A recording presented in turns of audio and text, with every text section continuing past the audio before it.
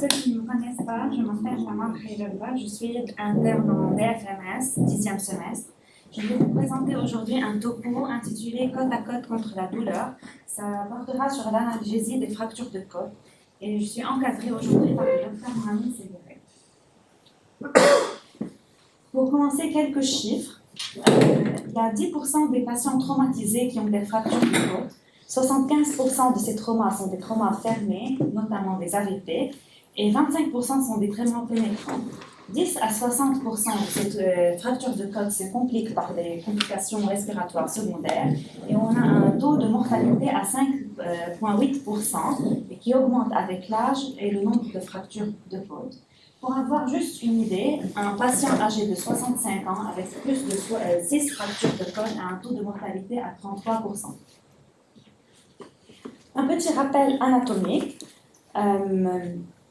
On a 12 côtes. Les premières 7 sont de vraies côtes. Les 8, 9, 10 sont de fausses côtes parce qu'ils ne sont pas directement liés au sternum, mais plutôt au cartilage de la côte supérieure. On a 2 côtes flottantes. Les fractures les plus fréquentes de côte sont les fractures de 4 à K10 parce que les fractures supérieures, les côtes supérieures sont protégées par le scapula et la clavicule. Et si jamais ils se cassent, il faut penser que le trauma est vraiment très important. Et en ce qui concerne la classe de la fracture, en latéral, c'est le plus fréquent parce que c'est le moins mobile. Et en ce qui concerne les fractures les plus douloureuses, c'est où les côtes se mobilisent le plus avec la respiration, donc en inférieur et en latéral. Et aussi, le volet costal, il est très douloureux. Pour la pathophysiologie, il y a a priori 3 mécanismes suite à une fracture de côte qui engendre des complications pulmonaires. Donc, on a un syndrome restrictif douloureux qui fait que le patient hypoventile et qui a une toux inefficace. Suite au trauma, on a un épanchement, un hémorrhoïde-thorax, des contusions pulmonaires qui font des troubles de l'hématose. On a aussi une altération de la mécanisme de respiration. Et tout ça fait que le patient s'encombre, il fait des atelectasies, il a des pneumopathies secondaires et entre en déstress respiratoire. Donc, pour savoir où se situer, il faut y avoir un score qui évalue la sévérité et le risque de complications chez ces patients admis pour fracas costal. Donc, on sait que les facteurs de risque pour complications chez un patient, c'est l'âge, le nombre de côtes fracturées, s'il y a une atteinte pulmonaire ou pas, donc s'il y a des contusions ou pas, s'il y a une atteinte pleurale, donc pneumothorax, hémothorax ou pas, et l'hypoxémie à l'admission, le P sur F. Donc le TTSS, c'est un score qui a été étudié et validé. Il a une très bonne sensibilité et spécificité pour le risque de complications chez les patients traumatisés thoraciques. C'est un score de 0 à 25. Un score supérieur à 7 montre un risque de morbidité augmenté. Un score supérieur à 20 montre un risque de mortalité augmenté. Donc, l'importance dans la prise en charge de fractures costales, c'est une bonne analgésie. Ainsi, pour éviter les complications pulmonaires, il faut assurer une bonne analgésie qui permet une respiration profonde, une toux adéquate, et l'évacuation des sécrétions et une adhérence à la physiothérapie respiratoire. Pour dire qu'une analgésie est adéquate, il faut qu'une analgésie soit efficace au repos et à l'effort, pas seulement au repos. Pour cela, on a développé un score qui s'appelle le PIC score. C'est un score qu'il faut être fait auprès de tous les patients tous les jours quand on les examine. Il prend en considération la douleur. Donc c'est un score de 1 à 10 sur la douleur. L'inspiration avec la spirométrie, combien il peut faire de volume le patient, et la toux, si elle est efficace, si elle est absente, si elle est faible. Donc, juste quelques mots rapides sur l'analgésie multimodale. L'analgésie doit être simple mais régulière. Il faut prendre en charge le patient avec du paracétamol, des INS en systématique et des opiacés faibles et des opiacés forts en si besoin. Si le patient reste douloureux, on lui fait une titration en morphine et on passe pour des opiacés forts. Et s'il reste douloureux, on le relaie par une PCA morphine. Le but de cette stratégie, c'est d'essayer de faire une épargne morphinique le plus tôt possible. Donc, une fois le patient est soulagé, il faut enlever les morphiniques. Comme ça, on diminue les effets secondaires indésirables de la morphine, notamment la dépression respiratoire et la dépression de la toux. Juste un petit mot sur les INS. Je sais qu'on doute pour les faire toujours. Donc, il y a eu une cohorte rétrospective de 619 patients souffrant de fractures de côte et traités avec des opioïdes seuls ou des opioïdes avec du kétorolac, et qui a montré que le kétorolac réduit l'utilisation d'opioïdes et entraîne un score de douleur plus faible. Aussi, le kétorolac est associé avec une diminution de risque de pneumonie et augmentation des jours sans respiratoire et jours à ne pas être admis dans un secteur de soins. Aussi à noter que les lésions rénales aiguës, l'hémorragie gastro-intestinale, la non-consolidation des fractures étaient similaires entre les deux groupes, opioïdes et opioïdes plus kétorolac, ce qui suggère les risques minimes liés à l'utilisation du kétorolac dans cette position de patient. Maintenant, on commence notre topo initial, c'est l'analgésie locale et régionale. Pour commencer, on a une RFE de la SFAR qui date de 2005 et qui dit que l'ALR doit pouvoir être proposé chez le patient à risque ainsi que chez le patient présentant une douleur non contrôlée dès 12 heures de la prise en charge. Et c'est une recommandation de grade 1. Les blocs régionaux sont recommandés chez les patients dont le tableau clinique se détériore et dont le traitement conservateur de la douleur a échoué dans les premières 12 heures de la prise en charge. Ils sont efficaces et, contrairement à la morphine, ne dépriment pas le système nerveux, facilitant ainsi la physiothérapie thoracique, la marche et éventuellement le sevrage de la ventilation mécanique. On a comme analgésie locale régionale la péridurale thoracique, le bloc paravertébral, bloc des plans interfacieux qui sont l'érecteur du rachis et le serratus. On va en parler de chacun en détail.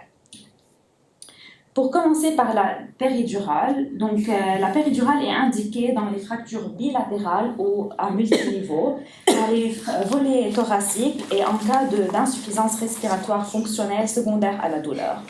Lors de la réalisation de la péridurale, il faut se placer au niveau de côte au milieu. Les côtes cassées, on choisit le côte du milieu et on se place à ce niveau. Il faut faire attention qu'on a toujours tendance à sous-estimer le niveau, et surtout en thoracique. Regardez là ce patient, le niveau des omoplates c'est C7, alors que par écho-repérage, T7 c'est là. Pour faire un écho-repérage, on a deux choix. Ou on part de C7, la protrusion cervicale, et on compte vers le bas, ou on part du sacrum et on compte vers le haut. Comme ça, on est plus adéquat. De nombreuses études ont été faites sur le choix de l'anesthésie locale et des doses de charge ainsi que le régime de perfusion. Il n'existe pas de protocole supérieur à un autre. L'importance est la dose du produit en milligrammes par heure et l'extension souhaitée. C'est-à-dire une solution d'anesthésie locale moins concentrée nécessitera des volumes horaires plus élevés. Le volume d'anesthésie locale varie selon le nombre de fractures de côte, les blessures coexistantes, l'âge du patient, la volémie du patient et ses comorbidités. Il faut surtout laisser en tête que l'espace péridural en thoracique il est plus étroit qu'en lombaire, donc le volume qu'on fait en thoracique se répand plus que celui qu'on fait, le même volume si on le fait en lombaire. Et aussi, comme il y a des récepteurs opioïdes dans la moelle épinière, l'ajout d'une quantité d'opioïdes à l'anesthésie locale améliore non seulement l'analgésie, mais permet également des concentrations plus faibles d'anesthésie locale avec moins de risque de toxicité et de blocage mental. La première étude que je vais vous montrer, c'est une comparaison entre l'analgésie par péridurale contre PCA morphine. C'est une revue systématique de 19 articles publiés en 2018 sur les études comparatives de la prise en charge de fractures de côte. Cette étude comprend 4 études qui comparent l'APD et l'IV-morphine. Il examine les scores de douleur à différents intervalles après un traitement analgésique péridural ou intraveineuse et décrivent les scores de douleur plus faibles à tous les intervalles dans le groupe péridural, au repos et à la toux.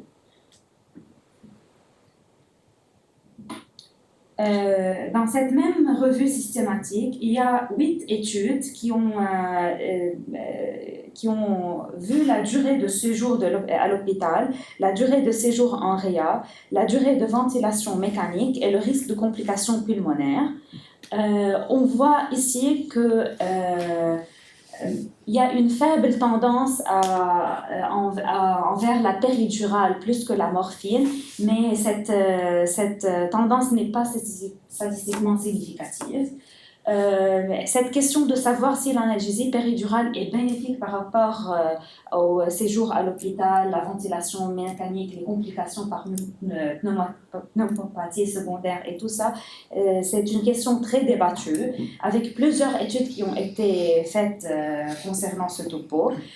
Certaines retiennent un avantage de la péri sur la durée de la ventilation mécanique et le risque de pneumonie, mais ils sont de très faible qualité, donc je ne les ai pas présentés. En raison de ces avantages de la péridurale, elle a été considérée pour un long moment comme la gold standard de la technique régionale de préférence pour le traitement des patients avec fractures multiples de côte. Mais ce qui a attiré mon attention, c'est un sondage fait en 2020 au Royaume-Uni et dont la majorité des participants sont des anesthésistes, des réanimateurs et des urgentistes. En effet, dans ce sondage, on voit la première et la deuxième méthode la plus fréquemment employée par ces médecins pour l'analgésie des fractures de côte, et c'est la PCA morphine. Alors que le moyen qu'ils préfèrent, qu'ils souhaitent, c'est la péridurale. Donc il y a une discordance entre ceux qu'ils font et la méthode qu'ils préfèrent. Et pourquoi ça ? Bien que les péridurales thoraciques offrent une excellente analgésie pour la prise en charge des fractures de côte, elles ne sont pratiquées que chez 10 à 15% des patients en raison de plusieurs contre-indications existantes et de la nécessité d'un personnel spécialement formé pour assurer l'insertion du cathéter et l'administration d'analgésiques en toute sécurité. À savoir aussi que le taux d'échec de la pose d'une péri thoracique est de 30%. Alors, c'est quoi ces contre-indications à la pose du péri ? On connaît tous les contre-indications absolues et relatives pour une pose de péridurale, mais ce que je veux souligner dans ce diapo, c'est que notre population qu'on prend en charge, c'est des polytraumatisés. Et après, la plupart des polytraumatisés n'ont pas qu'un trauma thoracique, ils ont aussi des lésions cérébrales, des troubles de coagulopathie, des lésions du rachis. Et toutes ces lésions sont une contre-indication à l'analgésie péridurale. Cela explique pourquoi l'utilisation de la péridurale est limitée, bien qu'elle soit le choix préféré des médecins, et que l'analgésie à base d'opioïdes, moins privilégiée, est le plus couramment utilisée, vu sa nature non invasive et sa facilité d'administration. Donc, face à cette situation, une variante de la péridurale a émergé. C'est le bloc paravertébral. L'espace paravertébral est délimité médialement par la colonne vertébrale, antérieurement par la plèvre et postérieurement par le ligament costotransverse supérieur. L'injection d'anesthésie locale dans l'espace paravertébral produit un blocage unilatéral, sensoriel et d'une façon moins importante, sympathique et moteur. L'espace paravertébral communique avec l'espace épidural médialement et l'espace intercostal latéralement, mais avec un volume adéquat l'anesthésie locale qu'on fait va s'étaler en caudal et céphalement, couvrant au moins 5 dermatomes. Pour la réalisation du bloc paravertébral, il y a deux coupes possibles. Il y a la coupe transverse et la coupe sagittale. Le mieux, c'est que quoi que ce soit notre coupe, c'est de nous mettre en end-plane pour pouvoir visualiser l'aiguille tout le temps et ne pas faire un pneumothorax.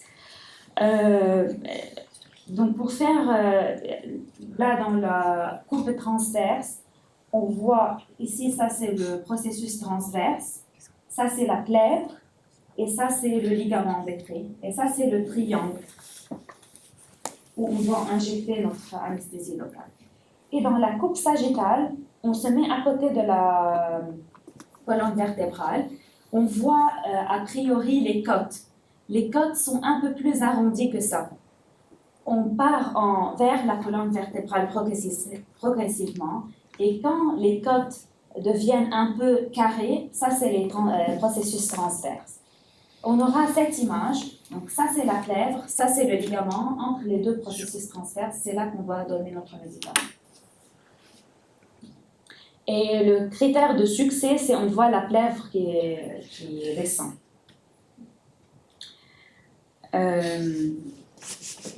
Donc, ça, c'est une étude pour comparer le bloc paravertébral avec une PCA à morphine. On voit deux groupes, un groupe paravertébral et un groupe PCA à morphine qui ont été comparés à plusieurs moments en pré-analgésie, 60 minutes post-analgésie, à J1, J2, J3 et J4 post-analgésie. Et ils l'ont aussi comparé en repos et à l'effort.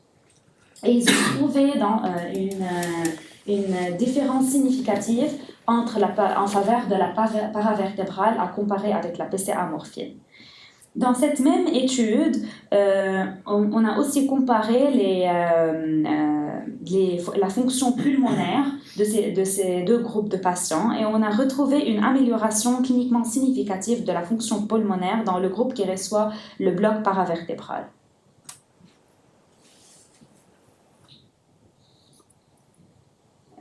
Une autre étude a comparé le bloc paravertébral avec la péridurale.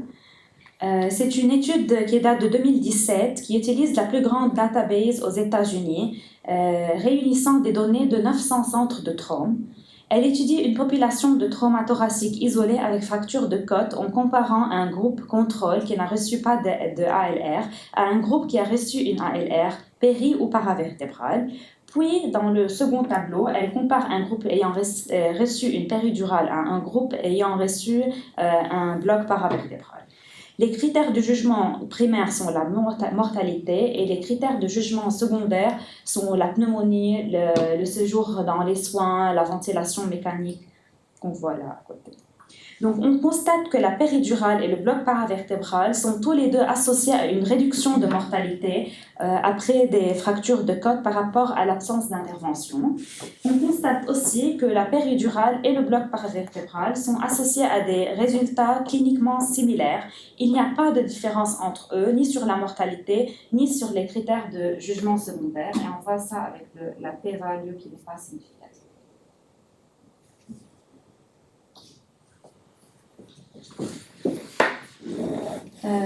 Juste deux mots sur le bloc paravertébral encore. En le comparant avec la péridurale, on a moins de blocs sympathiques et donc plus de stabilité hémodynamique. Ça, c'est son avantage sur la péridurale.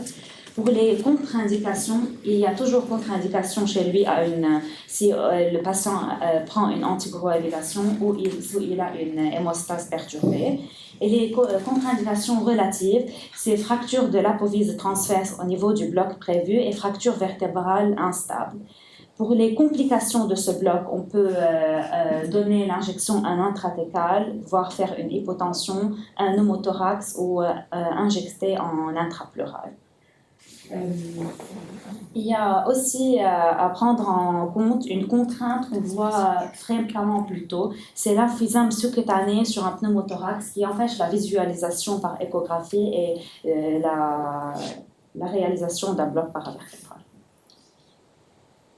Actuellement, des techniques alternatives telles que les nouveaux blocs de la paroi thoracique sont en cours d'exploration et joueront potentiellement un rôle plus important dans la gestion de la douleur secondaire aux fractures de côte. Ce sont des techniques plus simples, plus superficielles et donc théoriquement, il y a moins de complications associées. Ils utilisent le principe de propagation de l'analgésie locale dans un plan tissulaire et non, on ne vise pas directement un nerf comme dans la paravertébrale et dans la péridurale. Et le succès de ces blocs repose sur le fait que le ligament costotransverse supérieur est fénétré. Et donc, il y a diffusion du produit injecté. Premièrement, on va parler un peu de l'érecteur du rachis. Il fournit une analgésie à l'hémothorax antérieur, latéral et postérieur. L'échographe est utilisé pour identifier le processus transverse et le muscle érecteur du rachis. Ils sont là, ça c'est le processus transverse et ça c'est l'érecteur du rachis. Et il suffit de viser le processus transverse et de mettre l'anesthésie locale là pour que notre bloc marche. Et juste, si vous pouvez remarquer, le paravertébral, il est juste là à côté.